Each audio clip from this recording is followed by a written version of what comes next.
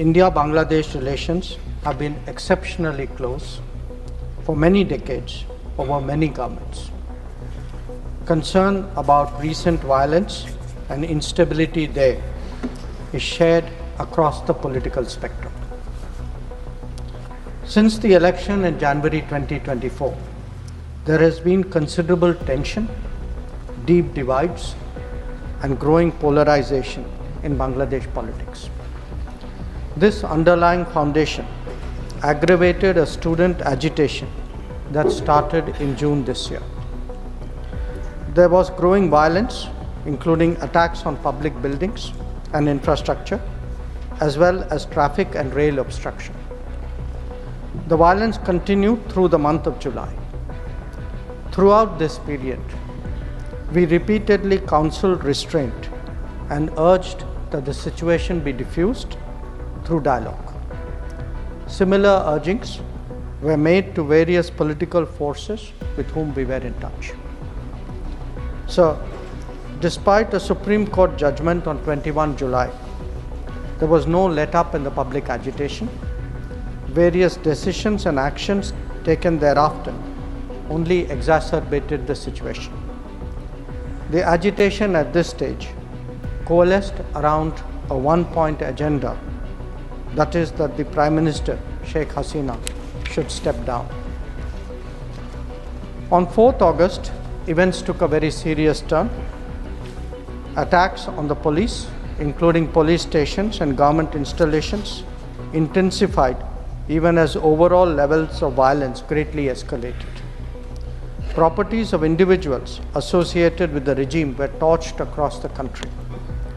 What was particularly worrying was that minorities, their businesses and temples also came under attack at multiple locations.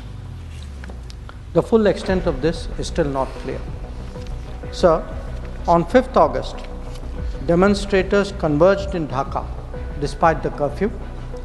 Our understanding is that after a meeting with leaders of the security establishment, Prime Minister Sheikh Hasina apparently made the decision to resign. At very short notice, she requested approval to come for the moment to India. We simultaneously received a request for flight clearance from Bangladesh authorities. She arrived yesterday evening in Delhi. The situation in Bangladesh, sir, is still evolving. The Army Chief, General Waqar-uz-Zaman, addressed the nation on 5th August. He spoke about assuming responsibility and constituting an interim government. We are in close and continuous touch with the Indian community in Bangladesh through our diplomatic missions. There are an estimated 19,000 Indian nationals there, of which about 9,000 are students. The bulk of the students, however, have already returned to India in the month of July on the advice of the High Commission. In terms of our diplomatic presence, in addition to the High Commission in Dhaka, we have Assistant High Commissions in Chittagong, Rajshahi, Khulna and Sylhet. It is our expectation that the host government will provide the required security protection for these establishments. We look forward to their normal functioning once the situation stabilizes. Chairman, sir, we are also monitoring the situation with regard to the status of minorities. There are reports of initiatives by various groups and organizations to ensure their protection and well-being.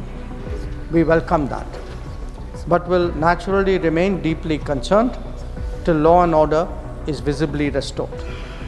Our border guarding forces have also been instructed to be exceptionally alert in view of this complex situation. In the last 24 hours, we have also been in regular touch with the authorities in Dhaka. This is the situation as of now. I seek the understanding and support of the House in regard to sensitive issues regarding an important neighbor on which there has always been strong national consensus. Thank you. Debate resumes. Shri